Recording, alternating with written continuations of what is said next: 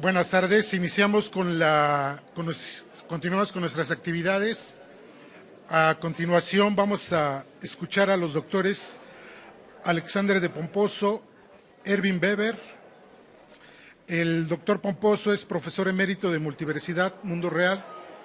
Edgar Morín. ¿Nos escucha? El doctor Pomposo es licenciado en Física y Filosofía, médico cirujano, doctor en Ciencias Físicas, director de la revista Ludus Complexus y es autor de un número importante de artículos y libros. El doctor Erwin Weber es profesor de tiempo completo del Colegio de Filosofía y Letras de la Universidad del Claustro de Sor Juana, miembro del Consejo Técnico del mismo colegio, responsable de la cátedra Musil de 2 grupos de investigación. Ha recibido reconocimientos por su labor académica, pedagógica y de investigación. Es colaborador cultural en el Fondo de Cultura de la Embajada de Austria y realiza estudios postdoctorales en la Facultad de Humanidades de la Universidad de Viena. Ellos van a presentar la epistemología de la frontera. Adelante, doctores.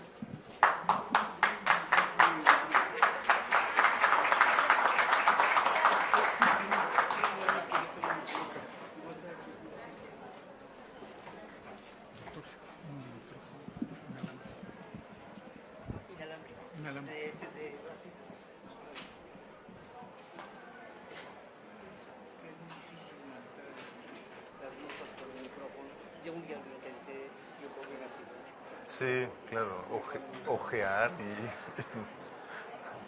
y necesitaríamos 3 brazos para eso.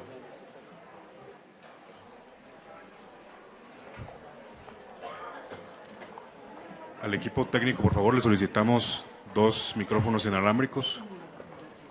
Uno nada más, gracias.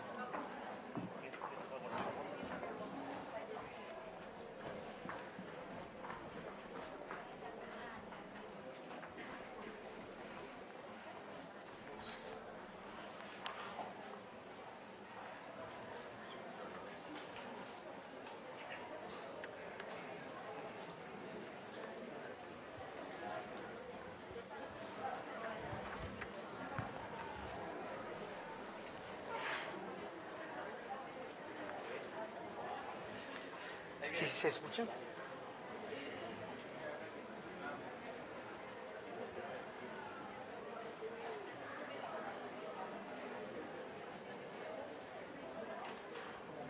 ¿Se escucha?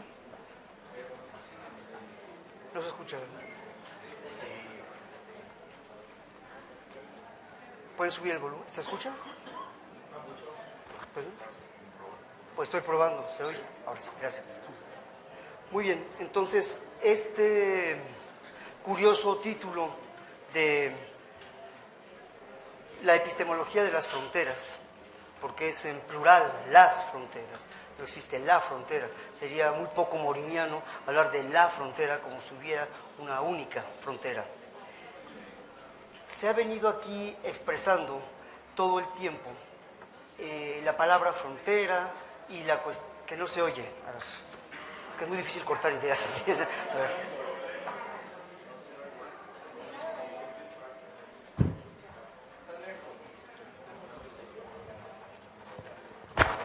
¿Me lo como? A ver, así está mejor. Pero es que no sé si...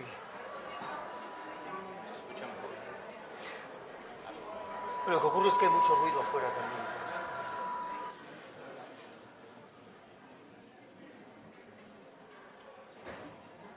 A ver, ¿se escucha bien ahora? Sí, casi igual.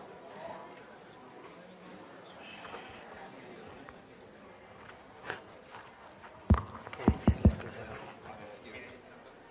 No, es que lo que no quiero es estar ocupado con las manos. Porque necesito mis notas. Sí. Ok, se escucha. Y si no, pues hay que agudizar el oído. Entonces, la cuestión es la siguiente.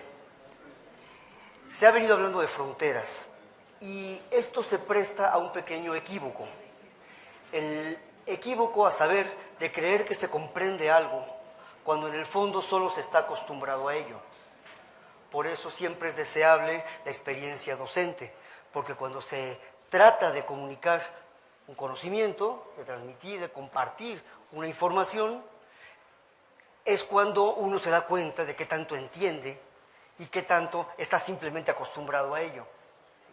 Es muy común que uno en la jerga profesional, en la vida gremial, se acostumbre a ciertas ideas y a ciertos giros de frases, etcétera, y le parecen muy claras. Pero tan pronto escarba uno un poquito, se da cuenta de que entiende poco, incluso a veces nada. Bueno, sería lamentable que en un evento de esta naturaleza, donde el subtítulo de nuestro encuentro lleva la palabra fronteras, se hiciera no se preocupen porque no va a pasar, pero se hiciera un examen final aquí y a todos se les hiciera una única pregunta: ¿qué es una frontera? Me temo que la mayoría saldríamos reprobados. Entonces, la idea de abordar este asunto es hacer la diferencia entre los dos grupos de personas que existen en el mundo, los que se contentan con vivir en la superficie y los que se atreven a echarse un clavado a fondo en lo que se quiere estudiar. Entonces, con eso en la mente, yo desde luego, desde mi sesgo personal, voy a tratar de explorar, ¿sí?, la idea, el pensamiento. Por eso es una epistemología, es una teoría del conocimiento respecto de lo que puede significar esa palabra, frontera. Pues bien, mi punto de partida, que no es el único posible, por supuesto, es el de la topología. La topología, todos saben, es una rama de las matemáticas, de la geometría, que en realidad no es ni pura geometría ni pura matemática, lleva de todo. Está en realidad explorando la realidad de las formas, es lo que estudia la topología, y del lugar que ocupan las formas, y de saber si hay un lugar previo a la forma que lo ocupa, o el lugar viene como consecuencia de la forma, de la morfogénesis. Bueno, sin entrar en esa disyuntiva que es bastante cercana a la metafísica, sí diría lo siguiente, y lo voy a decir a bocajarro, ¿sí? Así que nadie se vaya a abrir las venas por lo que voy a decir, porque voy a intentar explicarlo. Se dice, en topología algebraica, habría que escribirlo, además es bellísimamente churrigueresco como se ve, ¿verdad? Un punto P pertenece a la frontera del conjunto A si y solo si, para cualquier épsilon mayor que 0, una bola de radio épsilon alrededor de P no es un subconjunto contenido de A. Y además, la intersección entre la bola de radio épsilon alrededor de P y A es diferente del vacío. Realmente, si ven el dibujo, es muy simple lo que se está diciendo. Imagínense una circunferencia y justamente la línea que forma la circunferencia es la frontera. Un punto de la circunferencia cualquiera que esté ahí, si trazan otra circunferencia alrededor de ese punto, nunca podrá estar esa circunferencia completamente contenida en la circunferencia grande. Siempre habrá un pedazo afuera. Así se define en topología una frontera. ¿Sí? Incluso existen lo que se llaman conjuntos abiertos, que contienen a todos sus elementos, excepto a los que son fronterizos. Un conjunto que no contiene a su frontera es un conjunto abierto. Y es interesante, porque precisamente en termodinámica, por ejemplo, un sistema abierto es un sistema que permite un intercambio de información, ya sea en forma de materia, de energía o de otra forma. Entonces, la entrada y salida lo convierte en un conjunto abierto. La termodinámica de los procesos irreversibles, que nace grosso modo a mediados del siglo XIX, es la que generó precisamente el concepto que hasta a los años 60, ya en el siglo XX, gestó el concepto de estructura disipativa. De donde salen las primeras ideas de la complejidad.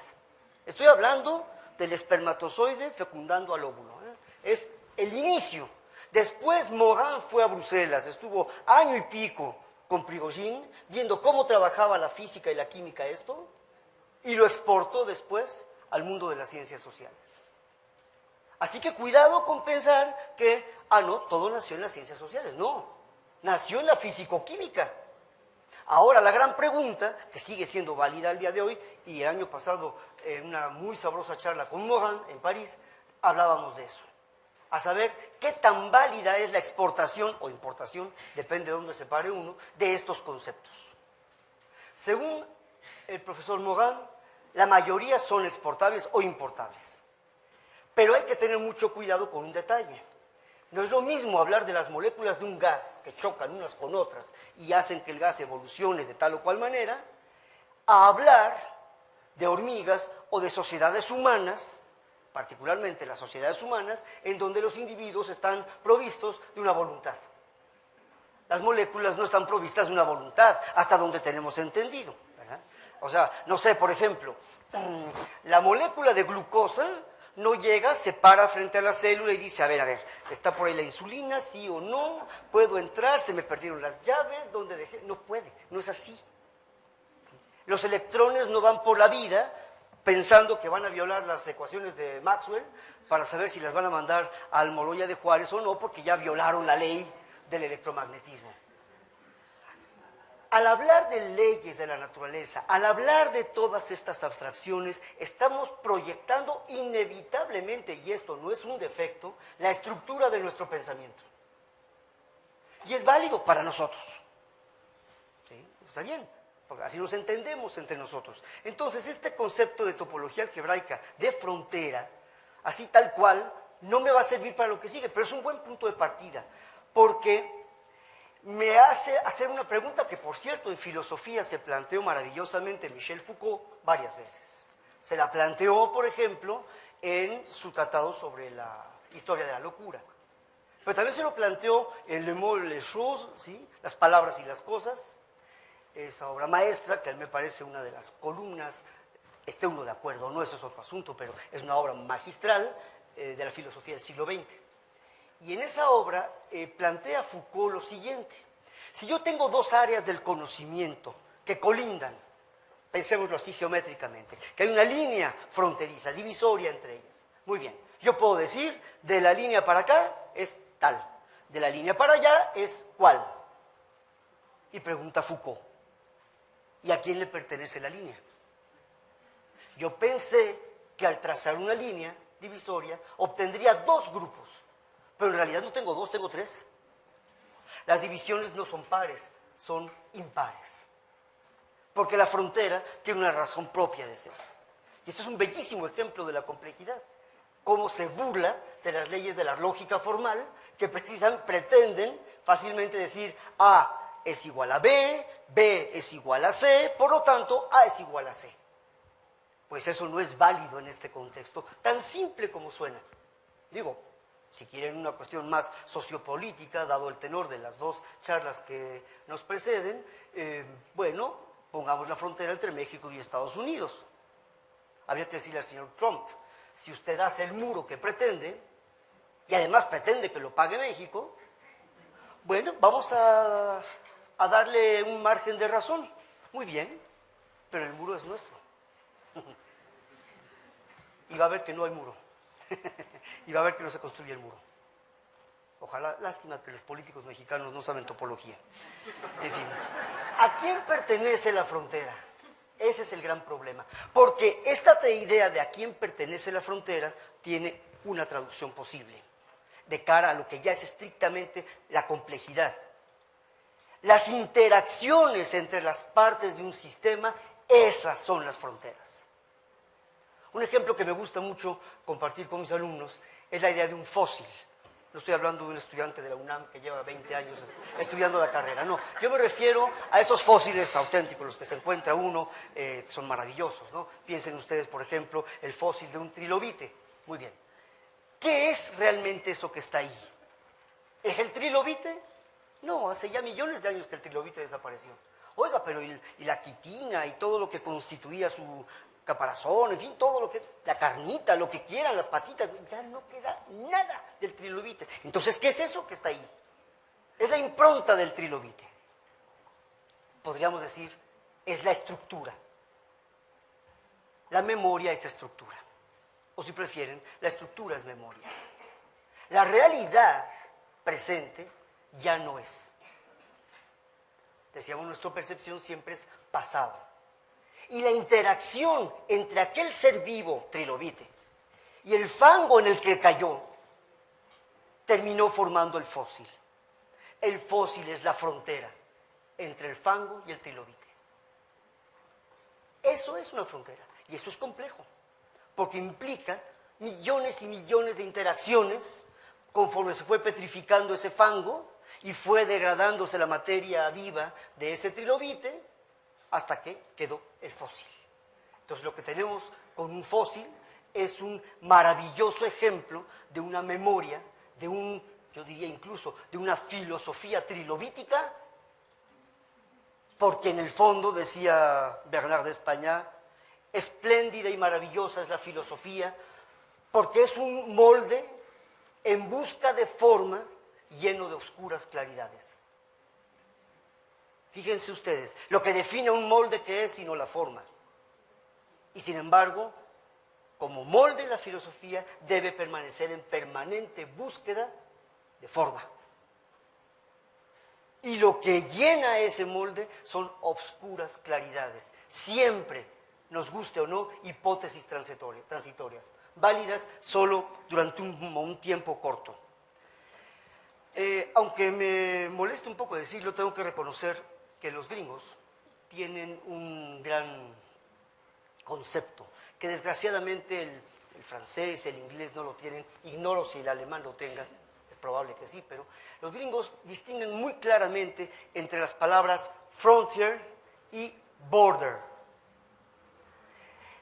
Entonces, cuando dicen, por ejemplo, the last frontier, ¿sí?, cuando hablaban del viejo oeste, ¿no? ¿Qué era eso? Era hasta donde se conocía. Se sabía que había más, pero hasta ahí conozco. Esa es la frontier. En cambio, border, digamos, bordo, ¿sí?, borde para nosotros, es donde termina, donde realmente termina, ¿sí? Entonces, fíjense ustedes, no es lo mismo. Me gusta usar una expresión un poco abusiva para esto. Frontier es la visión propiamente horizontal, mientras que el border es la visión horizontal. ¿Sí? Lo horizontal es una línea así, acostada, ¿sí? Es horizontal, viene de horizonte, mientras que horizontal evoca zonas que vienen después, que no las veo, pero que o sé, o intuyo, o sospecho que ahí están. Y esta idea, esta sola idea, es algo fantástico, porque pone al conocimiento precisamente como quien define hasta dónde yo me puedo relacionar. Y no puedo evitar recordar la terrible y contundente frase que decía de Voltaire: no hay peor desgracia que le pueda ocurrir a un ser humano que la ignorancia. Porque en efecto, el ignorar algo implica no tener fronteras. En cambio, tener todos los bordes, habidos y por haber, en el sentido de estas palabras en inglés. Por lo tanto, y ahora con todo esto, a lo que voy es que a fuerza para mí frontera tiene que ser, si no igual, por lo menos es equivalente al lugar de las interacciones. Y por lugar no me refiero forzosamente a algo espacial. Podría ser espacial, cuidado, pero no es forzosamente espacial. Un bello ejemplo, muy pedestre, pero que a todos no se nos va a olvidar porque diario nos encontramos, yo muchas veces con él, es el café americano. Estoy evocando mucho a los gringos, pero ni modo es así. El café americano. ¿Sabían ustedes que un café americano bien hecho tiene más cafeína que un espresso hecho con el mismo café? La física es la ciencia de las maravillas, ¿verdad? ¿Sí? ¿Por qué? Porque últimamente la cafeína se suelta de los pequeños granitos o de los fragmentos de granitos cuando se ha molido el café, ¿sí?, en contacto con el agua. Mientras más molido está un café, mayor es la superficie de contacto con el líquido que le rodea. Y si hay más líquido, pues más cafeína suelta. En cambio, un espresso, aunque sepa más fuerte, tiene menos cafeína porque tiene menos agua. Es la trampa, ¿no? ¡Oh, qué valiente, te estás tomando un espresso! Yo me tomo un americano. Pues tiene más cafeína el americano que el espresso. Bueno, para que vean cómo se nos burla. Entonces, cuidado, resulta que el espacio ese intersticial entre los millones de granitos de café es la frontera. Es más, creo yo que la gran frontera, la mayor de las fronteras que humanamente podemos imaginarnos, somos nosotros mismos, por supuesto. Dice una frase espléndida, ahora que se ha hablado del pensamiento del sur. El hombre colinda al este con sus miedos, al oeste con sus memorias, al sur con el mundo y al norte, puntos suspensivos, la estrella polar también apunta al sur. Es decir, no es el plano de los 4 ejes, de los puntos cardinales en un plano, sino al revés. Norte, sur, este, oeste, pero en el tiempo. ¿Sí? Esa es la idea. Entonces, el lugar de las interacciones es la frontera. Frontera en este sentido de hasta donde conozco. Por eso, que me perdone el oaxaqueño, que se voló además la frase de Emmanuel Kant, el respeto al derecho ajeno es la paz. ¿Cómo dice? Mi derecho va hasta donde empieza el tuyo. Mi libertad termina donde empieza la tuya. No, ¿qué diría Morin? Mi libertad se duplica con la tuya. Eso es complejidad. De la otra forma, tenemos un rompecabezas, un teselado, como se dice en topología, ¿sí? Como una especie de losetas, donde termina una loseta y empieza la siguiente. No están encimadas. Eso sería como las tejas de un techo, ¿no? Entonces, algo así sería esto. ¿Sí? La frontera como hasta donde yo conozco, es decir, el lugar de la creación y o de la destrucción de las correlaciones. También la destrucción hace frontera. Obviamente la creación también. Y me estoy refiriendo a todos los tipos de relaciones. El profesor Prigogine decía que probablemente la segunda ley de la termodinámica, digamos expresada en términos del llamado teorema H de Boltzmann, una cantidad, entropía, llámese, que es monótonamente creciente. Es decir, que en el mejor de los casos se queda igual, pero nunca disminuye. La entropía total, porque a nivel local sí que puede disminuir. Y es el principio de la negentropía sobre el cual están construidos los seres vivos, entre otras cosas. No únicamente. ¿Sí? Esa es la idea. Pero entonces también la destrucción hace frontera. Por eso ayer cuando un querido colega hablaba de las fronteras de los países, suponiendo que era bueno que desaparecieran, no lo creo. El problema no es que exista este país y este otro país. El problema es cuando el país que sea se cree arriba del otro.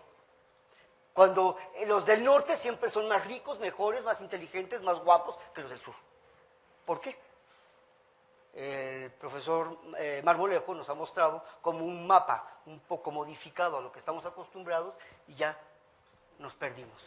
Aquella anécdota que dice que era un campesino, un ganadero que tenía sus vacas y diario les abría el establo para que fueran a pastar y luego las llevaba de regreso. Ya con los años las vacas se sabían muy bien el camino de ida y vuelta. Entonces, pues ya nada más abría la puerta del establo, salían las vacas y al cabo de un rato se regresaban ellas solas y ya está, ¿no? Pero un buen día se dio cuenta este ganadero que la madera de la puerta del establo estaba ya muy desgastada. Entonces, aprovechando que las vacas se habían ido a pastar, pintó la puerta. ¿Qué creen que pasó? Se perdieron las vacas. Exactamente. ¿Ven la diferencia entre comprender y acostumbrarse? Ese es el punto. Y la frontera, finalmente, me recuerda en el ámbito filosófico a otro concepto que no voy a desarrollar aquí porque es bastante difícil y complejo, las dos cosas. Es el concepto de reducción fenomenológica, que maravillosamente expone Edmund Husserl en su primer tomo de Ideas, Ideen.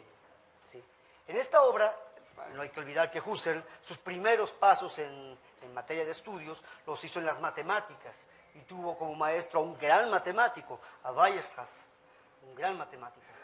Pero Husserl, en su concepto de reducción fenomenológica, habla de esto, exactamente lo mismo. Es decir, que puesto que cuando digo silla no la digo a la silla, sino me digo yo diciendo a la silla, es decir, el hecho de decir silla me hace a mí responsable de esa cosa. ¿Sí? Eso automáticamente entremezcla, así como los granos del café con el agua caliente, nuestras existencias. Todos aquí nosotros somos un café americano. ¿Sí? Y lo importante realmente no está en cada uno de nosotros. Lo importante está entre nosotros. La música no está en las notas, decía Gustav Mahler. Probablemente los silencios, que quien sea que toque algún instrumento aquí sabrá, pianista, que lo más difícil de interpretar son los silencios, porque es ahí donde van las modulaciones.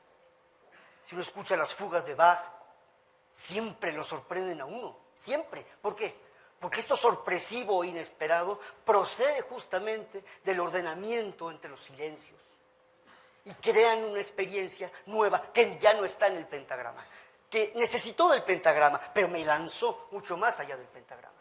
¿Sí? Esa es la frontera. Y finalmente, ¿para qué serviría esta idea de frontera? Me parece que serviría para que encubriéramos a la realidad. Esto por un lado.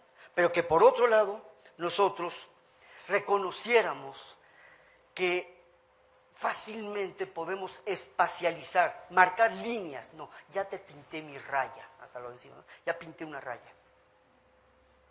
Pues, si el otro supiera topología y filosofía, le diría, bueno, ¿y de quién es la raya? ¿Tuya o mía? Sí, porque si la raya es tuya, yo me voy acercando en un proceso de límite y termino adueñándome de ella. Es falso, es absurdo. Aquí se aplica muy bien lo que dice un adagio vasco, que no sé decirlo en euskera, pero lo digo en español: donde dos vascos están discutiendo, siempre hay tres opiniones. Muchas gracias.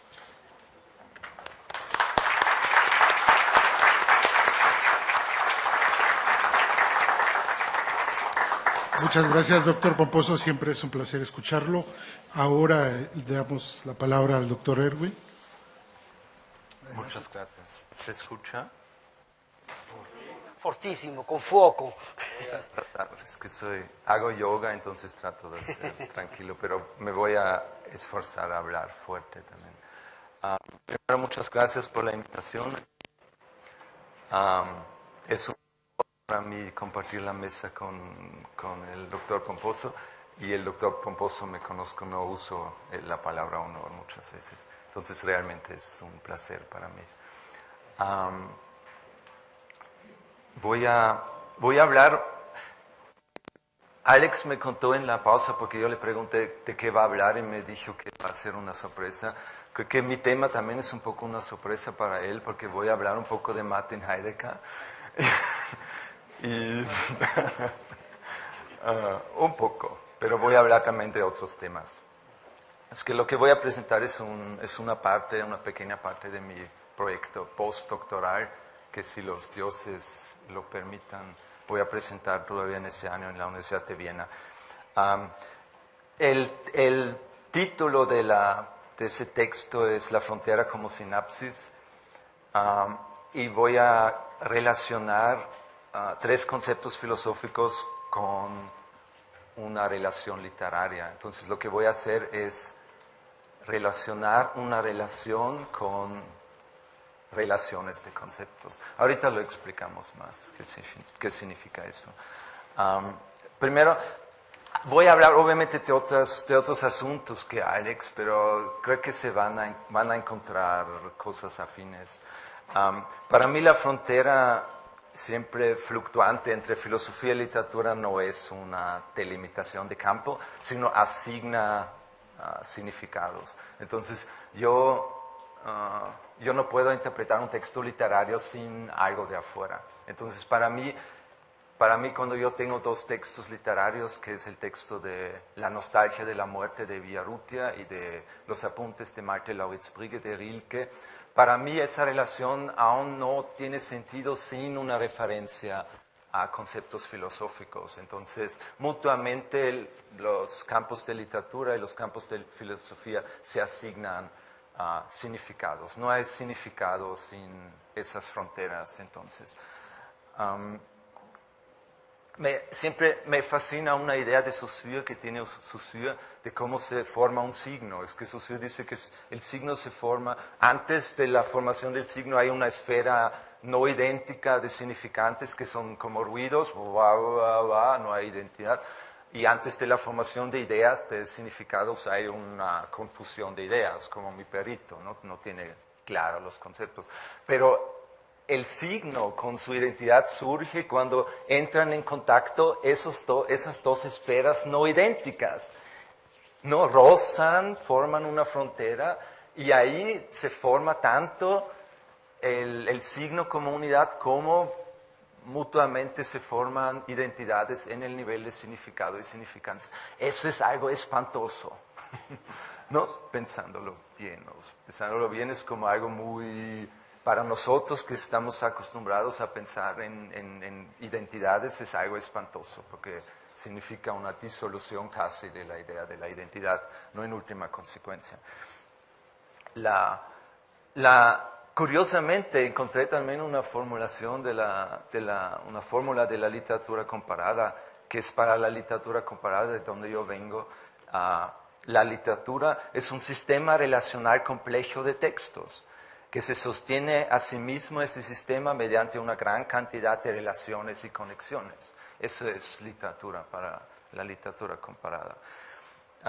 Entonces, bajo ese concepto voy a darles algunas ideas de esas relaciones, conectando la nostalgia de la muerte, que me imagino la mayoría de ustedes ha leído, esa compilación de textos de Villarrutia, y uno de sus, entre comillas, modelos, los apuntes de Malte o Lauritz Brigge, Rainer Maria Rilke.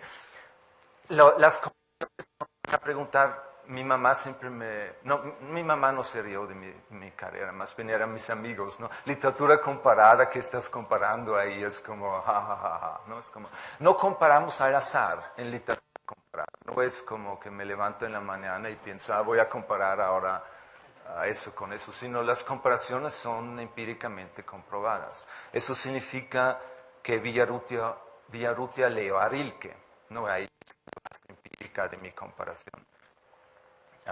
El poeta mexicano escribe un ensayo donde menciona que los apuntes de Malte Lauritz Brigge le impactó mucho en su formación. Los apuntes de Malte Lauritz Brigge es un texto importantísimo en la formación de la modernidad estética en Europa. Es una novela muy rota. Es la primera novela fragmentaria, rota en la historia de la literatura del siglo XX. Es como Malte Lauritz Brigge es un personaje que anda por París, impactan las sensaciones, después interioriza recuerdos y después al final hay como un mito del hijo pródigo. Es como un texto rarísimo y en la primera lectura no sabes de qué trata, de qué habla, de qué eras prácticamente. ¿Qué significa eso? No es la pregunta. Entonces, y la nostalgia de la muerte es igual un texto, ¿no? Donde uno se queda enfrente de ese texto con mucho nihilismo interpretativo, ¿no? Es como la nada, yo no soy nada, la nada es nada, el exterior es nada. Entonces, ¿qué haces con un texto así? Entonces voy a conectar esos dos textos con algunos conceptos filosóficos para dar sentido a esa relación. La primera relación con la relación es la mujer que corrigió ese texto. Me quiso quitar esa formulación, la relación con una relación. Pero yo insisto en eso. Es una relación con una relación. Avanzando esos apuntes de Malte Lauritz Brigge, ese tono existencialista que tiene al principio con la divagación del héroe por París, se pierde un poco y se se forman más como pensamientos sobre la muerte, ¿no? La muerte está más presente en los otros nocturnos y en las nostalgias. Y ahí entro con el concepto de Heidegger, que es el concepto de la Eigentlichkeit, como lo nombra Heidegger en alemán. La Eigentlichkeit, que se podría traducir con autenticidad, que algo auténtico. Para Heidegger una existencia auténtica, ein eigentliches Dasein, una existencia auténtica, en contradicción con una existencia no idéntica, solamente es posible mediante una cierta postura respecto a la muerte. ¿No? Y entonces aquí resuena también Rilke con los apuntes y a través de Rilke Kierkegaard, obviamente. Entonces, entender el Dasein para Heidegger como un ser hacia la muerte permite concebir ese Dasein en su totalidad. Permite concebir ese Dasein como una totalidad también de la existencia. Entonces, el ser de la existencia se entiende así como una totalidad entre nacimiento y muerte. Cito a Heidegger, este ser hacia la muerte es el auténtico, eigentliche ser total de la existencia, del Dasein. Entonces, la muerte es para Heidegger la más propia, esa frase también era muy difícil de traducir, porque saben, Heidegger... Entonces, para Heidegger, la muerte es, cito, la más propia, no relacionada, cierta y con esto no definida e insuperable posibilidad de la existencia. Lo que es muy interesante también, esa posibilidad respecto a la existencia no se puede manifestar en el estar con otros. ¿No? Eso me parece interesante porque contradice a conceptos de la otredad como Levinas, por ejemplo, quien concibe el humano solo en esta relación. ¿Me escuchan todavía? Esa existencia no es posible con el otro, sino es algo que el humano se tiene que arreglar consigo mismo, encontrar entonces una propia y muy personal conducta hacia la muerte, ¿no? La certeza de la muerte está constituida en la, como lo expresa Heidegger, anticipación de la muerte, lo que dice Vorlaufen zum Tode. Entonces, eso quiere decir que no sabemos la fecha de la muerte, no sabemos cuándo vamos a morir, pero curiosamente tiene ahí Heidegger el argumento de entonces nos pasa todos los momentos. ¿No? La muerte está omnipresente en nuestra vida justamente porque no sabemos cuándo va a pasar. Y ahí obviamente el poema, la colección de poemas de Villarrutia de pronto consigue sentido. ¿No? Ahí la muerte, la nada, que es la muerte en el siglo XX, es después del siglo XIX la nada, de pronto consigue sentido, ¿no? Es esa ocupación del sujeto con su propia muerte constantemente en cada momento. Y también ahí hay una referencia a los apuntes de Michael Lauritz-Brügge, donde también la muerte está constantemente presente, como en el ahora de París, de sus caminatas, como en sus recuerdos, ¿no? En el pasado, como también en ese llegando a ese pensamiento mítico. Creo que los que han leído a Hegel ya saben a dónde va el asunto, ¿no? Con ese regreso al origen de la verdad. Me voy a adelantar un poco. Para Heidegger, los poetas, Heidegger curiosamente escribió también un ensayo sobre Rilke. Hay una cadena interesante empíricamente, ¿no? Villarrutia nombra a Heidegger su filósofo, mi filósofo, y Heidegger dice de Rilke que es mi poeta. Entonces hay una bonita cadena también de relaciones literarias, filosóficas.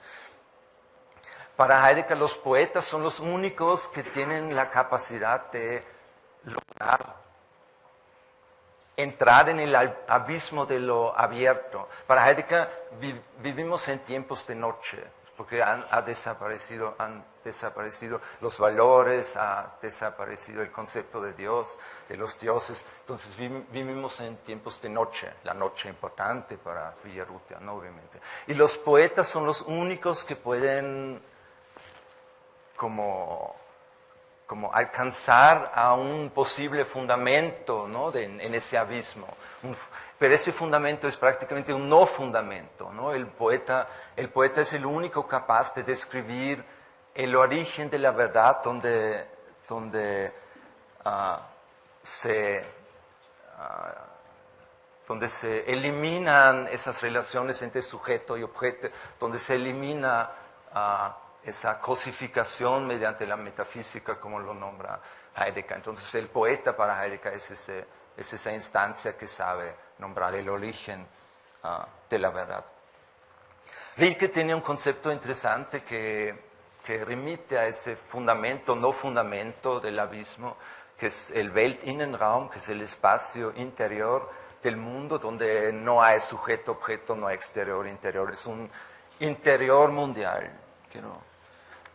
Si me permiten, voy a citar algo de Rilke también, para que no solo sean pensamientos míos. Entonces Rilke expresa ese espacio interior en el siguiente poema, cito: un espacio atraviesa todos los seres, el espacio interior del mundo. Los pájaros vuelan silenciosamente a través de nosotros, y quien quiere crecer, veo afuera, yo, quien quiere crecer, veo afuera, y en mí crece el árbol. Es una cita de las elegías. Entonces, en ese espacio interior del mundo se borran todos los límites, todas las fronteras, ¿no? Es un espacio sin límites, es un espacio prácticamente sin límites entre sonido y concepto.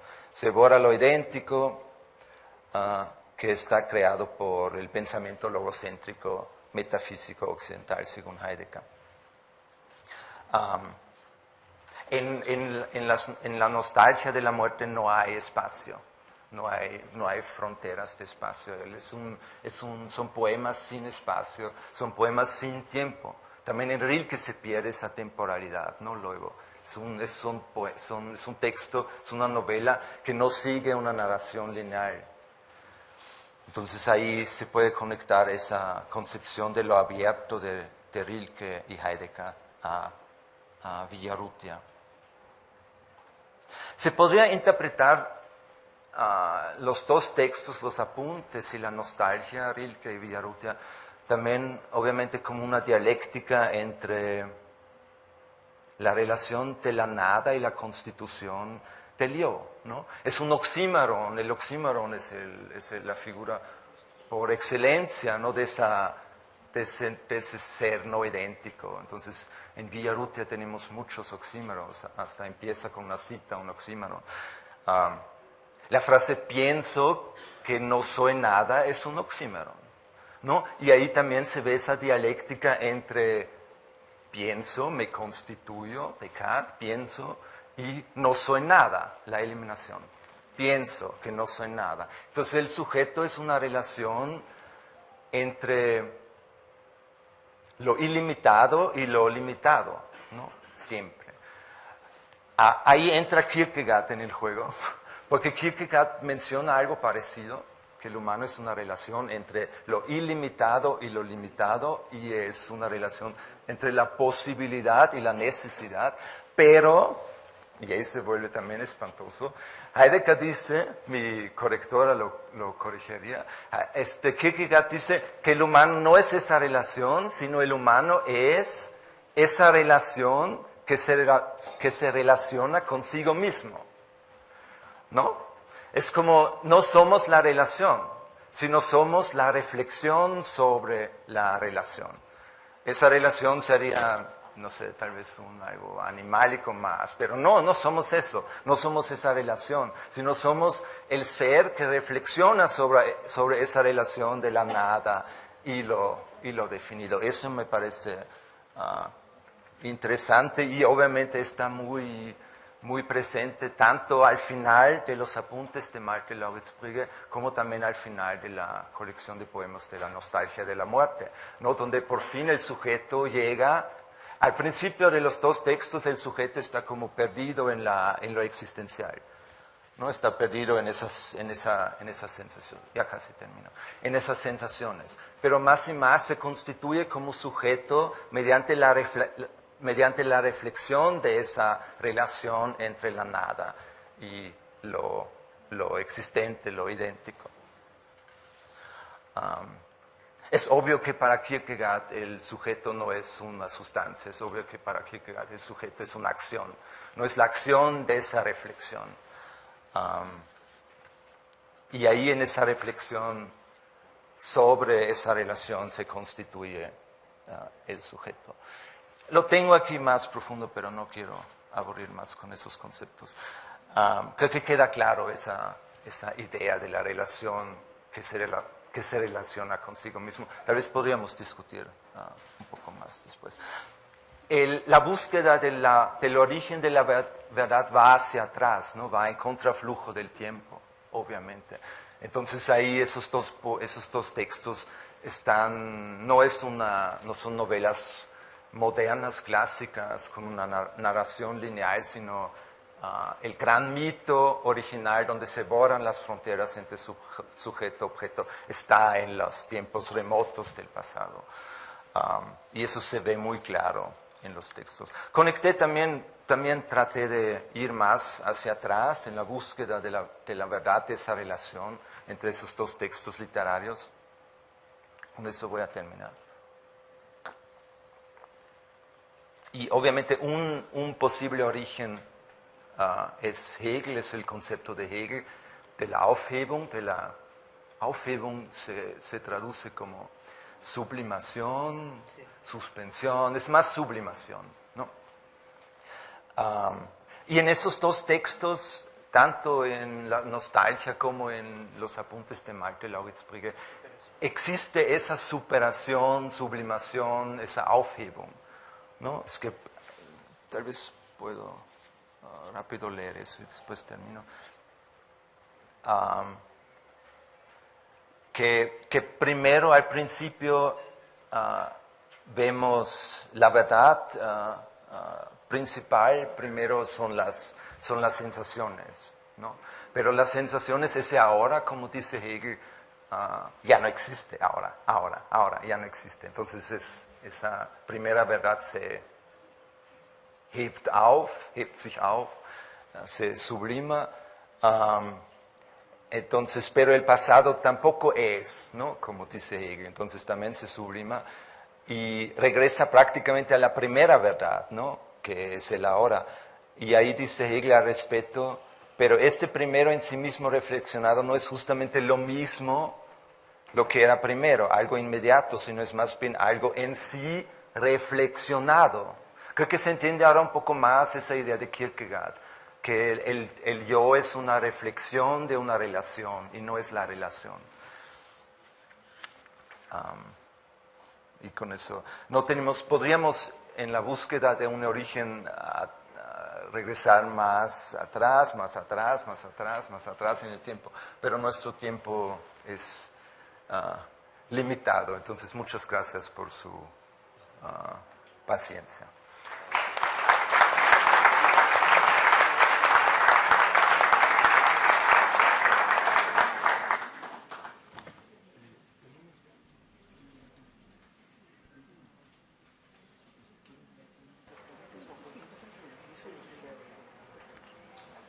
A mí me gustaría... No se oye. ¿Sí? ¿Se oye? Bueno, es que creo que tienen el volumen abajo, ¿no? Entonces, a mí me gustaría hacer una observación, Henry, y saber qué es lo que piensas de eso.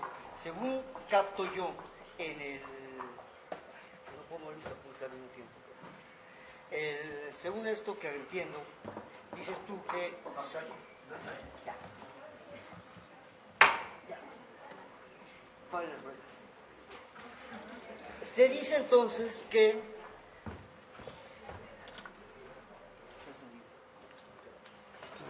A ver, ahora sí, gracias.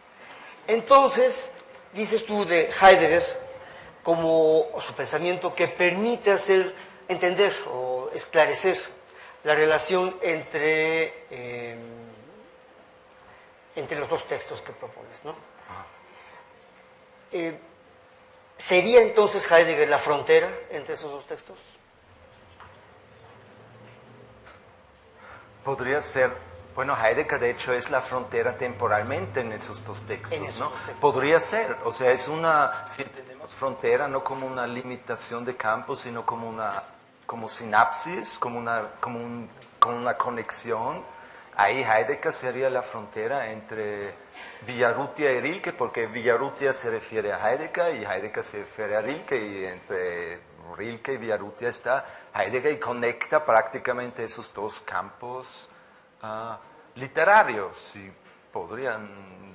se podría decir, sí, me gusta. Es que, a ver, yo aquí tengo quisiera someter a prueba un cuadro que tengo yo aquí escrito de cara a este, no sé si llamarle criterio, método que estás proponiendo en este análisis comparativo. Estoy pensando en tres figuras completamente diferentes. El pensamiento filosófico griego de la antigua Grecia, un pensador, filósofo español, Javier Zubiri, y la física contemporánea. Bueno, entonces tomo tres elementos. El primero, lo que se llamaría en el mundo griego antiguo un problema ontológico, ser y no ser. En el caso filosófico de Zubiri diría, es el problema de la realidad. Y en la física se hablaría de correlaciones entre partes. Primer problema. Segundo problema. Para los griegos lo que era la subjetualidad, el sujeto, pasaría en la filosofía de Zubiri a ser estructura y en la física una estructura disipativa. Tercer ejemplo. Para los griegos el devenir es cambio, para Zubiri eso es simplemente el dinamismo, y en la física sería la flecha del tiempo. Pregunto ahora, entonces estos tres conceptos de problema de la realidad, estructura y dinamismo en Zubiri, ¿sería lo que permitiría el puente entre la filosofía griega antigua y la física contemporánea? Según esto que acabo de decir. Pues la literatura comparada se puede aplicar ese concepto a esto, y estoy convencido de que sea así también, el texto en sí no tiene, un concepto en sí no tiene significado sin referencia. No hay un concepto, soy muy suriano en ese, o postestructuralista un poco, en ese sentido al menos. O sea, no hay un concepto un concepto en sí no puede tener significado. Necesita una referencia, necesita esa frontera, necesita eso. Si hay luego una tercera parte, un tercer concepto más, remotamente más antiguo, y hay un concepto en medio, y se transportan esos conceptos, y esos conceptos cambian durante el tiempo, el concepto en medio podría nombrarse frontera, metafóricamente. Anteayer, al inicio de este evento, había una mesa de discusión parecida a esta, donde se hablaba de creer o no creer. Y la idea era hablar por qué necesitamos permanentemente creer, que viene siendo esto, la necesidad ineludible de un referente para encontrar el sentido. Si no tienes el referente, el sentido pierde sentido. Entonces, de esa forma, entonces preguntaría yo, más en general, que es a donde apuntaban mis tres ejemplos, ¿sería la filosofía la frontera entre lo que deseamos y lo que logramos? La filosofía como frontera entre lo que deseamos. Sí, que va con el hombre, que eso va ahí, independientemente de que sepas filosofía o no sepas filosofía, y lo que logramos, de cara a interpretar eso, porque casi nunca coincide, Helvig, lo que deseamos y lo que realmente logramos en la vida, casi nunca coincide, muy difícilmente. Y una explicación un poco macarrónica, ¿verdad?, muy simplona, pero sería decir, bueno, es que el tiempo que pasa entre lo que deseo y lo que logro es irreversible, entonces nunca voy a hacer coincidir ambas cosas, ¿no? Pero eso ya es una reflexión filosófica, por eso pienso si sería la frontera. Es que con tus preguntas empiezo a sudar. Además hace calor, Tal vez la frontera o el resultado o lo que está en medio entre el deseo y lo que se logra no es filosofía, sino es el yo, ¿no? Podría ser. O sea, ese es el resultado en cierto sentido. O sea, ¿qué soy yo? ¿Cómo se puede definir a mí? Pues yo soy tal vez yo como persona, la frontera entre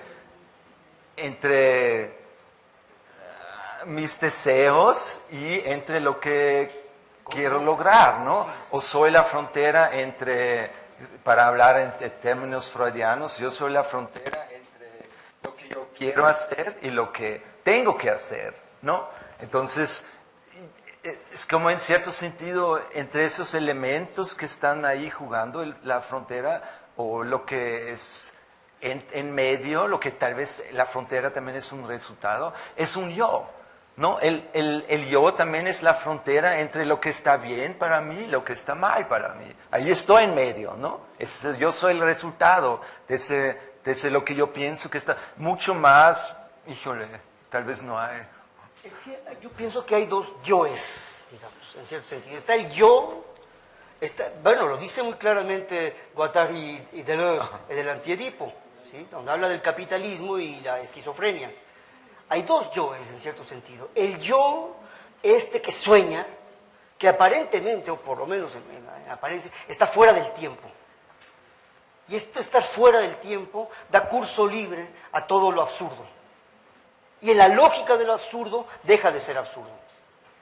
En cambio, el otro yo, que está restringido aquí, como en estado de conciencia, que está metido en el tiempo, que tiene que hacer lo que hace lo que tiene que hacer, ¿sí?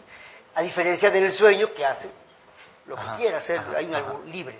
Entonces, y en efecto, por eso preguntaría yo, este yo al que tú te estás refiriendo, ¿cuál es? En cierto aspecto, creo yo, no sé, que es una exageración, es un abuso del término, estoy consciente, pero de alguna manera la filosofía permite dar este curso libre. No es que cualquier regla valga, ¿no? Pero se puede, no existe una filosofía, además, la misma idea de la filosofía es bastante abstracta, ¿no? Hay miles de filosofías y muchas que no se han ni siquiera descubierto ni pensado, ¿sí? Pero esa filosofía que permite ese curso libre, pero la existencia con la que se las ve también la filosofía, que impone una camisa de fuerza, y tú dejas de hacer la mayoría de las cosas por inconvenientes, por mal vistas, por ridículas, por absurdas o por lo que sea, ¿sí? Entonces, a mí no tengo tan claro, cuando dices yo, el yo, incluso en las neurociencias se suele pensar que el yo es un mito, incluso. Podría ser. Es una postura también, de hecho. Una postura. En cambio, prácticamente la totalidad del judeocristianismo apunta en una línea en la que el yo se afirma y que está íntimamente ligado, esa idea de sustancia, con la linealidad del tiempo, con esta forma, esta flecha del tiempo, ¿no? Entonces, no sé, yo retomando, volviendo a esta idea de frontera, porque además, como se está anunciado este conversatorio, es epistemología, es decir, tiene que ver con el conocimiento. Tiene que ver con el conocimiento. No estoy diciendo si es el conocimiento verdadero o falso. No tiene nada que ver con eso. El conocimiento, lo que tú conoces o que crees que conoces. Bueno, en el siglo XIX ya se empieza más y más como construir esa idea de ya antes, ¿no? En el Renacimiento la sustancia se vuelve sujeto y luego en el transcurso de la modernidad más y más se aleja de esa idea de la sustancia. Pero, no sé, yo también veo que no tiene sentido hablar de yo, de si somos un yo, dos yoes, tres yoes, no tiene sentido. Pero yo también creo, como vengo de la literatura, de la lingüística más que de otras ramas, es que yo siento que sí somos nosotros una relación entre conceptos. No, ahí Foucault, no sé si Foucault todavía es válido, o no sé, pero yo veo en mí, si me observo a mí, y para Freud ese es un método muy inteligente, aunque tal vez no es posible observarse a sí mismo, ¿no? También se puede dudar, pero observándome a mí mismo, tratando de analizar, si trato de analizarme a mí mismo, yo me veo que soy una hoja en el viento de diferentes conceptos. ¿no? Que son conceptos, y esos conceptos juegan un poco, hay un juego, ¿no? Es que quiero eso, no puedo hacer eso, quiero eso, no puedo hacer eso, logro esa, que bien, eso por eso Heidegger no me gusta su vida, pero me gusta esa idea de Heidegger que vivimos en el lenguaje, que no somos, para Heidegger el humano no es un animal racional o un animal que habla, no es así, yo tampoco me veo así, sino es como para Heidegger el humano vive en el lenguaje está antes. Yo estoy, o sea, siempre también mis alumnos quieren discutir también siempre conmigo sobre eso. O sea, no, pero hay un a priori, hay algo fijo, pues, ¿qué hay fijo ahí? Muy poco hay fijo. Bueno, de hecho, somos lenguaje. De hecho, en las neurociencias es una postura que está ya cada vez más afianzada, que viene desde Chomsky, de algunos. Probablemente el único a priori comprobable sea justamente esta capacidad de lenguaje articulado. El lenguaje articulado. Los animales tienen un lenguaje también, pero no por este lenguaje articulado que aparentemente solo es humano, hasta donde sabemos, ¿no? Esto que estamos empleando aquí, ¿sí? Y que eso nos precede, esa capacidad. ¿Sí? No sé yo no me pronunciaría, pero si te parece, ¿por qué no abrimos la discusión para quien quiera intervenir, comentar o decir alguna cosa? Solo una última, es una frase. A mí, yo creo que también, obviamente tenemos la capacidad, hay ese a priori para hablar, ¿no? Porque si no, no podríamos. Sí, claro. Pero yo también creo que creemos en eso. El lenguaje impacta en esa capacidad y la desarrolla. Sí. Bueno, es lo que dice Foucault. No solo yo hago el discurso me hace a mí también. Eso es cierto. Yo veo, como yo hablo en español, ahora veo que mi órgano de mi boca no está constituida para hablar bien en español. Porque se formó mi anatomía se formó por el alemán. ¿No? Entonces ahí el lenguaje impacta en el organismo. Desde luego, cierto. Y en el cerebro y todo eso, sí. Bueno, a ver. Bueno, pues vamos a abrir una ronda de preguntas para nuestros dos ponentes, una temática sumamente interesante. Vamos a iniciar ahora de este lado. Por favor, el micrófono por allá. Procuremos hacer una pregunta concreta para poder abarcar lo más posible. Y por favor, den su nombre, de su país de origen y su formación disciplinar.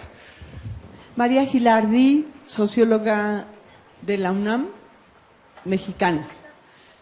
Mi pregunta va en el sentido, ¿y qué opinan de esta otra idea de que el ser humano es un ser social? O sea, solo se hace ese ser humano en la relación con los otros. ¿Cómo estaríamos pensando esto en esta idea? ¿Y cómo estaría aquí la frontera? ¿O cuál es esa frontera? Y si esta idea es así, tú dices, claro, el ser humano vive en el lenguaje y somos lenguaje, sí, pero somos seres sociales.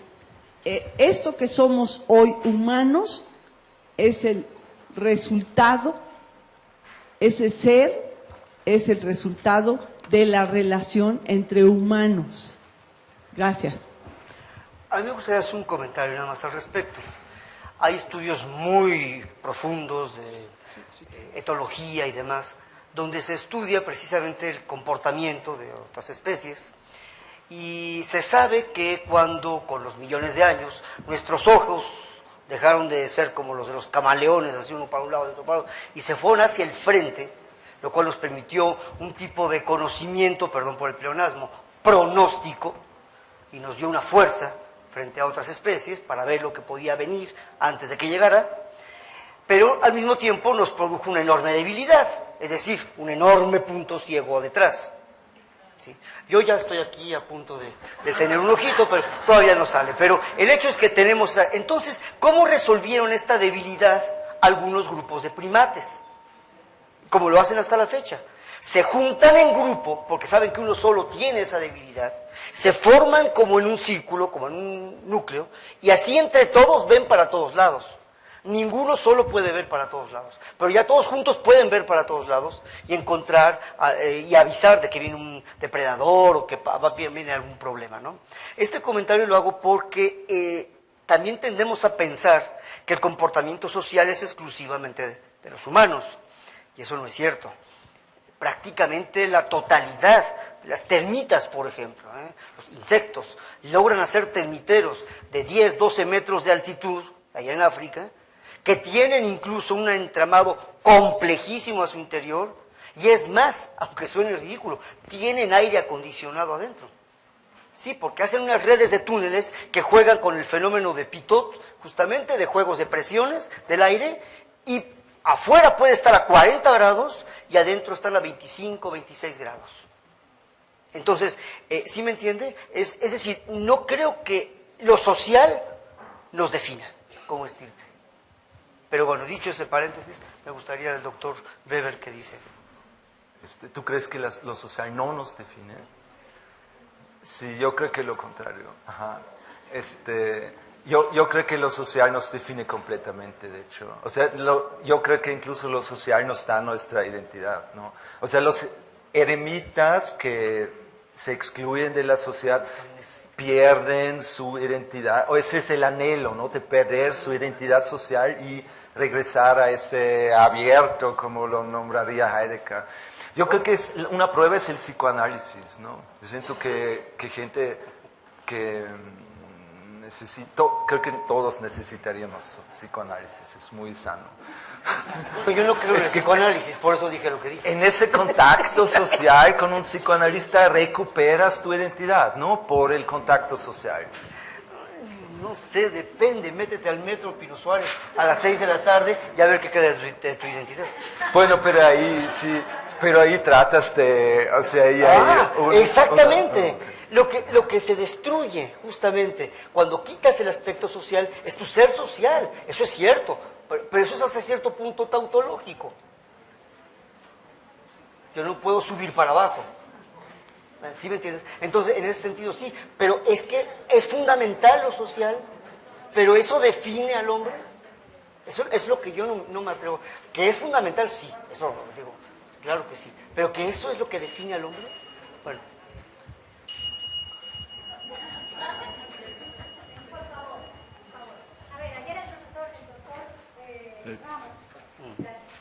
Ayer el doctor Ramos dijo que le parecía maravilloso que apareciera en el auditorio alguna persona que no fuera del gremio. ¿Que no fuera quién? Que no fuera del gremio. Sí. Que no fuera de la universidad, que no fuera de la academia, que no fuera de las instituciones, ¿no? Yo soy esa persona. Yo soy esa persona, sí. Yo soy terapeuta, trabajo día a día con las personas, tratando de descifrar sus fronteras y disolver sus fronteras para que se relacione con el otro. Yo soy esa persona. Desde niña me dediqué a la gimnasia, luego hice entrenamiento deportivo, fui atleta de alto rendimiento, después hice deporte, mi nombre es Talia Fun, después me hice doctora en pedagogía, pero después seguí adelante. Lo cierto es que yo primero me lanzo a la piscina, actúo y luego especulo o trato de encontrar unos por qué y unos cómo y unos cuántos. Y estoy segura que el 99% de nuestra población mundial tiene que hacer eso día a día. Primero actuar, resolver los problemas, claro, buscarse el pan y ya luego comprender cómo mejorar ese proceso. Entonces yo siento que este Congreso Internacional Todos los Saberes, y que agradezco muchísimo que me hayan aceptado participar con mi ponencia, la atención plena, atención sin tensión, debía darse la posibilidad de que las personas participaran con mucha mayor presencia. Porque hablamos de que todos somos iguales, de que todos podemos escucharnos, ¿verdad? Y ahora perdonen que no estoy tomando la palabra con más tiempo, pero es lo que siento, que todos podemos aportar y que seguimos utilizando la famosa visión de la enseñanza bancaria, en que unos saben y los otros estamos aquí sentados. Entonces, llevemos a la acción lo que predicamos.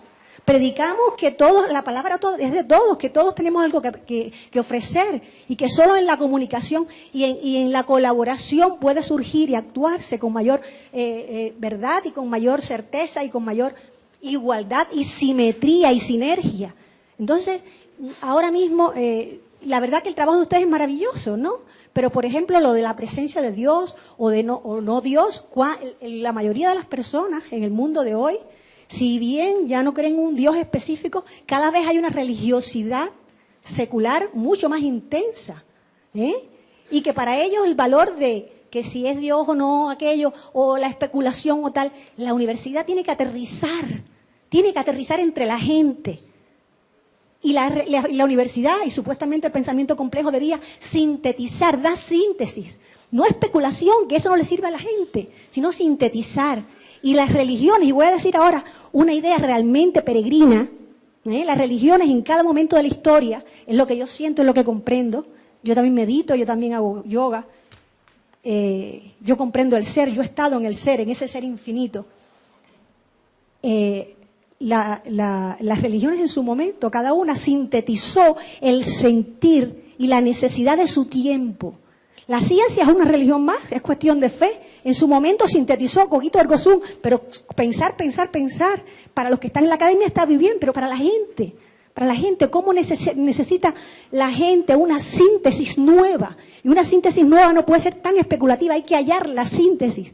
Tal como las religiones en su momento y en sus lugares encontraron una síntesis entre el pensamiento y el sentimiento, entre lo inefable, lo comprensible y lo no comprensible, porque eso hizo las religiones en su momento. Ahora les toca a la universidad. Y yo siento, por eso estoy aquí, que la universidad, Edgar Morán, el pensamiento complejo es el que es capaz de hacer esta síntesis de ciencia y religiones, ciencias y espiritualidad.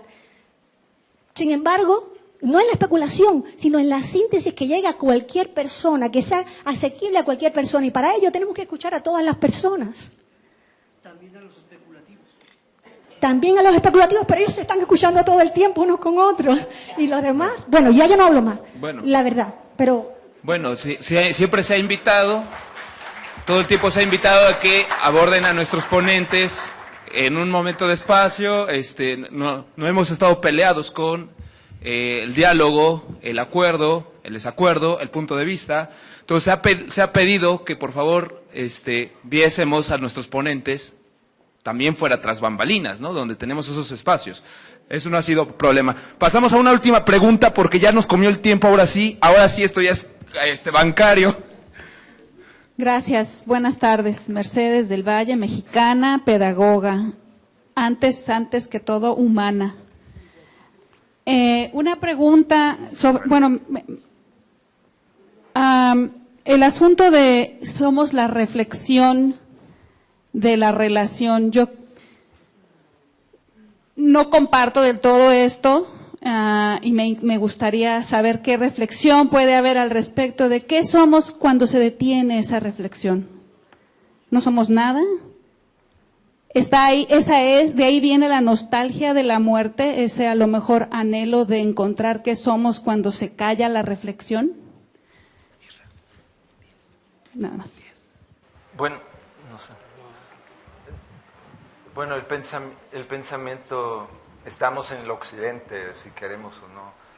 El pensamiento occidental reflexiona, el pensamiento oriental trata de apagar esa reflexión. Entonces, si quieres, si esa reflexión te pesa, y nos pesa muchas veces, obviamente, la reflexión, el pensar sobre algo, el pensar sobre todo sobre esa relación entre la nada y el yo, nos pesa, ¿no? Muchos pensamientos nos pesan. Entonces, apagar, si no reflexionamos, digo, apagar la reflexión es muy, muy difícil. O sea, trata de sentarte un minuto en el piso y no pensar. O sea, también es una práctica, pero es una práctica no académica, obviamente. No, si me invitan aquí, me siento aquí, no hago nada, híjole, sería difícil. Entonces son dos prácticas diferentes. La reflexión y la no reflexión es una práctica igualmente importante, siento, para encontrar un equilibrio, tal vez, ¿no? También yo creo que porque los occidentales tenemos esa tendencia generalmente nefasta a sobresimplificar todo. Y luego tendemos a pensar que los orientales no reflexionan. Bueno, a mí me parece que hay textos orientales maravillosos y son reflexivos, altamente reflexivos, de la India, de China, de Japón, de Oriente Medio, en fin.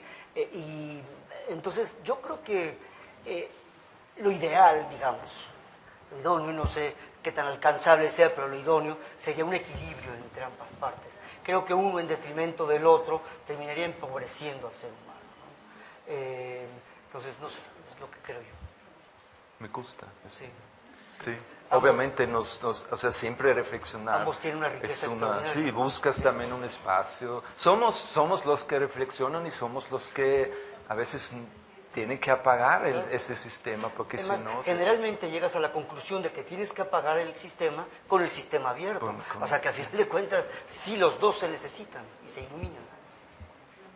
Me parece eso. Vamos a abrir otra ronda, una última ronda por acá. Ahorita va para... Pero que no sean mil conferencias. No, yo estoy bien. Bien, muy bien. Yo soy Luis Alberto Martínez, vengo de Colombia. Tengo una inquietud de algo que referencia Noam Chomsky sobre cuál sería la frontera cuando se hace la afirmación de que las cosas no son como son, sino como somos las personas. Digamos, dentro de lo que es el objeto como tal, como cosa, y nosotros como sujetos, pero que generan finalmente un proceso intersubjetivo. Entonces, esa sería mi pregunta. Yo creo que es una manera interesante y muy esquemática de sintetizar lo que dice la fenomenología en grandes líneas, ¿no? La fenomenología tiene ese punto, ¿sí? La fenomenología tiene la capacidad de recordarnos que aunque queramos, aunque lo podamos escribir en el papel, dibujarlo con diagramas y lo que sea, no podemos, bajo ningún precio, desentendernos de lo real. Porque hasta el yogi que va y se aleja, el ermitaño, etcétera, sigue siendo un ser humano, aunque logre ayunar mucho, bajar su metabolismo, tener 5 latidos por minuto en el corazón y lo que sea, ¿sí? Él va a tener sus células que siguen teniendo un metabolismo y que siguen teniendo esta lógica, ¿sí? Entonces, de alguna forma, no podemos desentendernos. Ese fue el gran error que se entendió por su contexto histórico, pero que terminó siendo un gravísimo error del determinismo cuando nace en el siglo XVII, porque pensaba justamente que así era, que podía describir el mundo. Nada tontos, ni Copérnico, ni Galileo, ni Newton, ni el mismo Descartes, Kepler o Tycho Brahe, ninguno de ellos fue tonto, y se dio cuenta de que era más fácil hablar de las periodicidades de los planetas en sus movimientos que de la agitación de las hojas de un árbol cuando hace viento. Y el árbol está mucho más cerca que Júpiter. Pero se dieron cuenta que era mucho más complejo. Entonces, eso que quería ser originalmente una etapa transitoria, el determinismo, terminó instalándose, ¿no? Así como los presidentes latinoamericanos o africanos que se quieren perpetuar en el poder, así ¡pram! Se quedó. Y otro periodo, y otro periodo, y otro periodo, hasta que ya en el siglo XX estalla el absceso y no, tenemos que recuperar lo real. Y lo real es fenomenológico. Yo creo que eso es lo que está diciendo esta idea, ¿sí? Que no es poca cosa, es algo bien fuerte porque de alguna manera nos vuelve a situar, ¿sí? Por eso hablo yo de los sueños y lo que es, ¿sí? Lo que anhelamos y lo que logramos, porque es precisamente eso. Uno puede sentirse muy frustrado porque lo que logró no fue lo que soñó, pero es que no hay por qué frustrarse. Resulta que lo que uno ha logrado era lo mejor de sí. ¿Qué mayor éxito puede haber que eso? Yo creo que vale más que de un individuo, cualquiera, se diga, es un buen ser humano, a decir, es un premio Nobel, es un gran médico, es un PhD, post-PhD, post-PhD, post quién sabe qué será al final. Pero quiero decir que de alguna manera no hay nada mejor que se puede decir de nadie que eso. Y para mí ser bueno es ser quien se es. Por acá ya habían pedido el micrófono. Miren, siempre es interesante ver cómo se genera el debate, pero también tenemos otros ponentes más adelante, entonces vamos a ir ya cerrando. ¿A quién? Perdón, no sé si esté de acuerdo conmigo, doctor. a lo que se refería hace rato con el ser, o sea, eso que mencionaba Kierkegaard, ¿no? De estar consciente de que yo no soy nada, pero que luego sí soy, o sea, la nada con lo que es mi existencia. Bueno, el mismo Kierkegaard dice que eso se le llama síntesis, que es lo mismo que usted decía, que como un resultado, ¿no? No sé si esté de acuerdo conmigo en ese sentido. Kierkegaard así lo menciona en su libro La enfermedad mortal. Y finalmente, a lo que me lleva esa síntesis de que yo me veo en la nada y me veo en el poder ser, que es una síntesis, Kierkegaard dice que lo importante es que eso me crea angustia. Y de hecho la enfermedad mortal así es, así le llama Kierkegaard, la angustia. Y entonces, en el momento en que yo hago consciente de mi angustia, entonces viene esa maravilla que se llama libertad. Y entonces ya es lo que es la puerta para lo que es el existencialismo, ¿verdad? Entonces yo estaba pensando en este momento, no sé si estén de acuerdo conmigo, en que en esa síntesis, en donde está la nada y el ser, o sea, la existencia, me parece que en esa síntesis es donde está la acción potencial. Y esa acción potencial para mí es, si le puedo llamar así, esa frontera, lo que se está comentando aquí, pues, ¿no? Que es, pues es eso, una acción potencial. ¿Y cuál es la acción que luego viene? Pues la angustia, y entonces ya tomo yo una decisión. A mí me parece eso. Luego, bueno, yo tengo otra pregunta que es más curiosidad que otra cosa, usted que estuvo mencionando mucho a Heidegger. A mí me llama mucho la atención que en su libro El ser y el tiempo, Heidegger le dedica solamente 2 líneas a Husserl, que bien mencionó el doctor. Y me llama la atención, pues porque Husserl fue maestro de Heidegger. Y me llama la atención, y es curiosidad meramente, ¿no? Porque el mismo Heidegger corrió a Husserl de una biblioteca. Una cosa así como, pues es algo anecdótico, pero bueno, no sé usted qué piense de eso. Claro, hay que recordar que Heidegger perteneció al nazismo varios años, ¿no? Y yo no sé si eso tenga alguna importancia en estos antecedentes de Heidegger. Bueno, pero esa es una pregunta muy curiosa de persona a persona. ¿Qué opina usted de este hecho? Discúlpeme si es mucho atrevimiento preguntarle eso.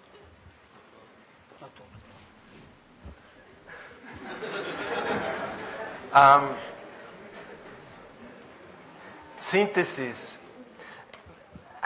Kierkegaard no es hegeliano, pero es. O sea, Kierkegaard rechaza muchos aspectos de Hegel, pero luego regresa automáticamente a ellos. Tal vez Kierkegaard no estaría de acuerdo con algo como tal vez síntesis, ¿no? Como algo, síntesis suena muy absoluto. Para Kierkegaard es una acción constante, no esa relación. Constantemente nos estamos constituyendo, siento constantemente, ¿no? En esa relación. Entonces eso es, Adorno lo explica muy bien, ¿qué significa eso relacionarse? Que la relación se relaciona a sí mismo. Significa, ahí, eso es importante, que en esa relación, de la relación a sí mismo, se constituyen los parámetros que forman la relación. Y eso es importante. Una relación, meramente una relación, solo es una relación de 2 parámetros. ¿Sí me explico? Es la relación de algo fijo, de México y de Estados Unidos. Pero una relación que se relaciona a sí mismo, ahí ese sistema de relaciones constituye esos 2 parámetros que son nada y la constitución. Esa es la diferencia. Es el yo. Es el yo, está en medio, que se constituye constantemente en esa constitución de los 2 parámetros, ¿no? Ese es el mensaje de Kierkegaard interpretado por Adorno, ¿no? Que esa idea de la relación con la relación no es algo fijo, sino ese sistema relacional constituye constantemente también los parámetros que están participando en ese sistema relacional, ¿no? Porque la nada para nosotros siempre es otra cosa, ¿no?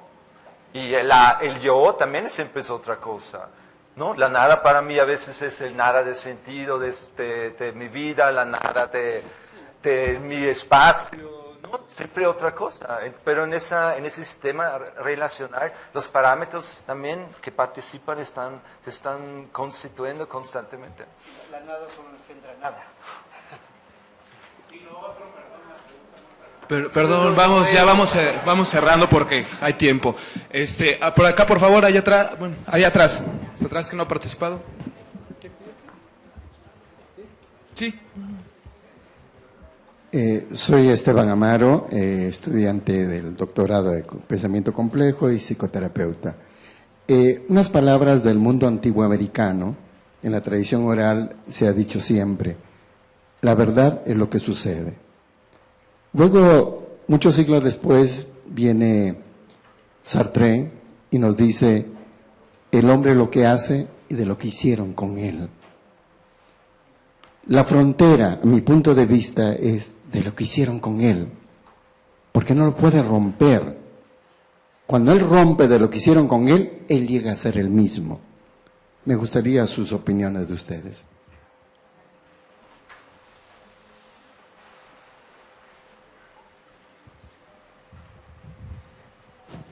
Me estoy formateando.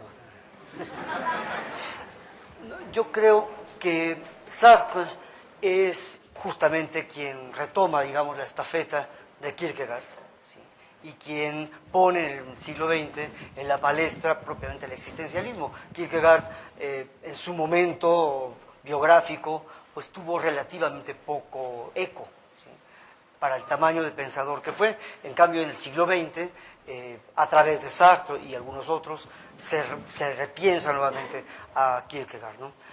Sobre esta idea, a mí me resulta muy aclaradora la concepción kierkegaardiana, que considera que uno de los problemas, si no es que el gran problema del hombre, está en la aceptación tácita de los falsos infinitos, que se llama superstición, a final de cuentas. Está lo infinito y está todo lo que no es finito, que no es infinito, que es finito, ¿sí? Pero el ser humano muchas veces, justamente al caer en esa falta de esperanza, en esa desesperación, ¿sí?, toma lo finito y lo convierte en algo, o piensa que lo convierte en algo infinito. No sé, pensemos en una persona que adora la televisión. Hay muchos, ¿sí? El día que se cae la televisión y se rompe, pues se le rompió su Dios, ¿sí? Entonces es una especie de fetichismo, esos falsos infinitos. Y es lo que hace al hombre profundamente desesperado, que es el pecado mayor que existe, ¿no?, según él. Entonces, yo creo que ya en la visión sartriana, esto, en el ser y la nada concretamente, él retoma esto, critica de hecho muy fuerte a Husserl y a algunos otros, y creo que Sartre comete un exceso a su vez. Esa es mi opinión, aunque dice muchas cosas que personalmente comparto, pero él comete un exceso. Considera que la garantía de mi libertad son los demás. ¿Y por qué eso es un exceso? Porque él detiene ahí su razonamiento. Creo que si Sartre hubiera dicho, sí, los demás son el garante de mi libertad, pero a mi vez yo soy el garante de la libertad de los demás. Es decir, yo soy sol y todos ustedes son mis planetas, pero cada uno de ustedes es sol a su vez, y yo soy planeta de cada uno de ustedes. No pasa nada, está muy bien, pero no, Sartre lo detiene ahí, termina en una especie de, no sé si llamarle egocentrismo, no sé qué término convenga más, ¿no? Pero ese creo que es el problema, dijéramos, con el pensamiento sartriano, ¿no?, aunque tiene la fuerza existencialista que le viene desde Kierkegaard, indiscutiblemente, ¿no? Esa es la opinión que me merece lo que usted comenta. Perdón. No, perdón. Perdón, para hacer un diálogo, por eso podemos. Sí.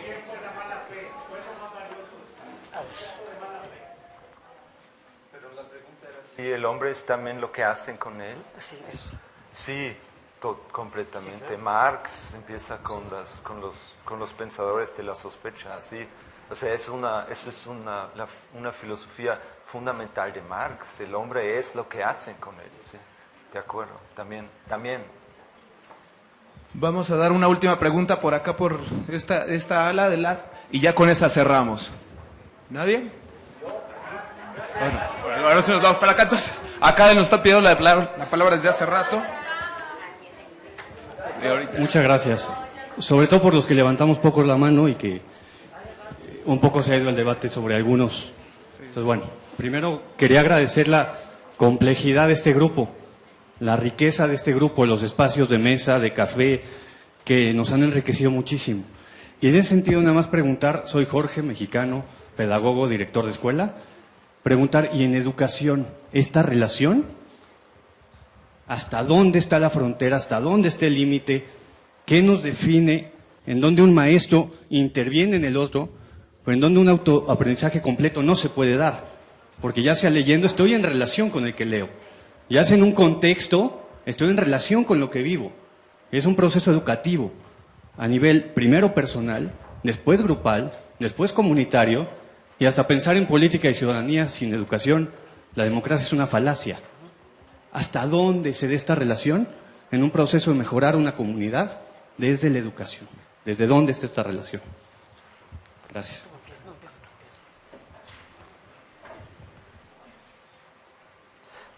Pues desde el Renacimiento tenemos la idea que constituimos una cultura, ¿no? Nos definimos, la cultura surgió en ese pensamiento renacentista, ¿no? Que somos los seres que definen libremente su cultura. Yo creo que la escuela es una parte de esa definición de la cultura, ¿no? Cómo educo a mis alumnos, cómo trato a mis alumnos, cómo permito discusiones. Eso es parte de esa cultura que definimos no solo en México, no solo en Austria, sino globalmente. En una escuela donde no permiten esa fundación libre de cultura, pues eso va a ser una cultura muy pobre también. Entonces yo veo como la escuela como parte de esa definición de la cultura que definimos, que creamos libremente y que nos rodea. No, yo no quiero vivir en un mundo sin cultura, la verdad. Es como me enriquece, me hace lo que yo soy. La escuela, la fundación, trato, al menos yo como maestro también, que sea parte de esa formación de cultura. Yo lo que creo al respecto, estoy totalmente de acuerdo con el doctor Weber, es que el proceso de educación, ya lo habíamos comentado aquí varias veces, me parece que es un proceso de contagio. Y el profesora que esté frente a sus alumnos, porque así es como está el hecho de que haya un montón de gente viendo para acá y solo los tres viendo para allá. Eso no quiere decir que ya rompimos la democracia, que esto es una especie de monarquía, que estas sillas son tronos, ¿verdad? No. Simplemente es una cuestión procedimental, nada más. Eso es todo. El mismo cuerpo, en ese caso, el mismo cuerpo humano, sería altamente poco democrático. ¿Sí? Entonces, el cerebro acá, el estómago allá, qué barbaridad, todo debería ser cerebro, todo debería ser estómago, todo, como los gusanos de tierra. No, los gusanos de tierra tienen órganos también. No, es decir, quiero decir que es un proceso de contagio. ¿Y qué contagia? ¿Qué debe contagiar un profesor? Pasión. Pasión, descubrimiento de la razón, lo dice Mogan, y pasión, que parece contradictorio, pero no, se necesitan mutuamente, pasión y razón. Y después de eso, ¿qué es lo que queda? Dar curso libre a ese descubrimiento. ¿En qué consiste? En el autodidactismo. Si un proceso educativo, sistema, secretaría, ministerio, lo que quiera tomar de la educación, no es capaz de producir autodidactismo, no sirve para nada. Entonces, esta idea de vamos a repartirle a todo mundo, pues no, es muy de romanticismo o incluso de antes, pero yo creo que es que si yo salgo lo suficientemente contagiado del aula, como para ir a mi casa y de motu propio, no porque me lo dejaron de tarea, ir a buscar, ya dio su fruto la educación. Y la frontera está ahí, entre haberse dejado contagiar o no, entre haber logrado contagiar o no, entre haber producido el autodidactismo o no. Porque me importa mucho. Una línea más, no va a ser mucho. Es que también hay que, en ese idealismo de que formamos cultura, tampoco hay que entender que el alumno es un humano y el maestro también es un humano, con todo su cansancio, con su depresión, con sus problemas. Creo que la excepción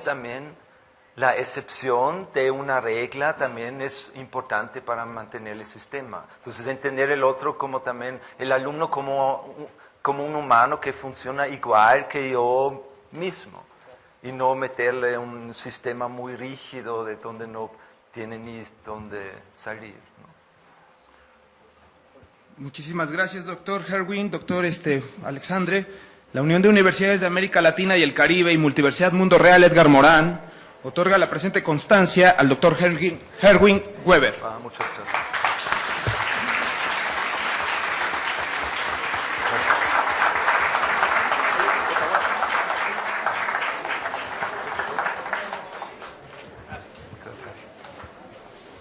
Muchas gracias.